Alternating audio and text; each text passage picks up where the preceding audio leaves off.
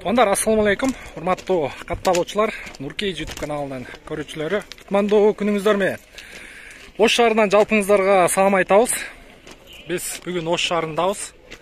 Көрүп атасыздар. Жапалак автоунаа базарында кайсы машинелер жакшыраак өтөт, тезирээк кетет? Силерге бир сыйра маалымат берип коеюн. Мына машина, мына Getz жаңы эле сатылды. 505 миңге сатылды. Мына тууганыбыз алды. Анан мына жаздар. Жаз менен Getz өтө популярный машина экен Ошто. Бул жерде мындай ток соода болот экен. Ток катерин эле алып, айдап чыгып кете берет экен. Жана мен нарыракта бир машинеде отурдум. Ал жерде дагы бир биздин тегерек четибизде эле бир 5-6 машина сатылды. Кайсы машиналар? Биринчи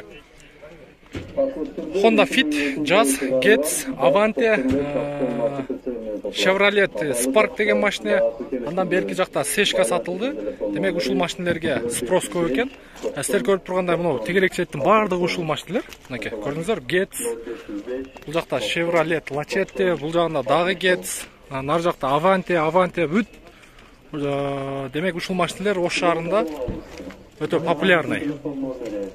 Бул навестин мындайрагында жайгашкан ушул тегерек четтеги машинелер жакшы сатылат экен туугандар. Буюрса биз бардык автоунааларды тартканга аракет кылдык.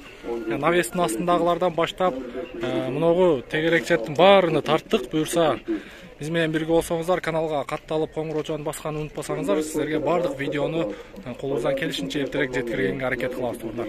Андыктан баарыңыздарга ийгилик, бизге кызмат болсо чала бересиздер. Биз Ош шаарындабыз туугандар.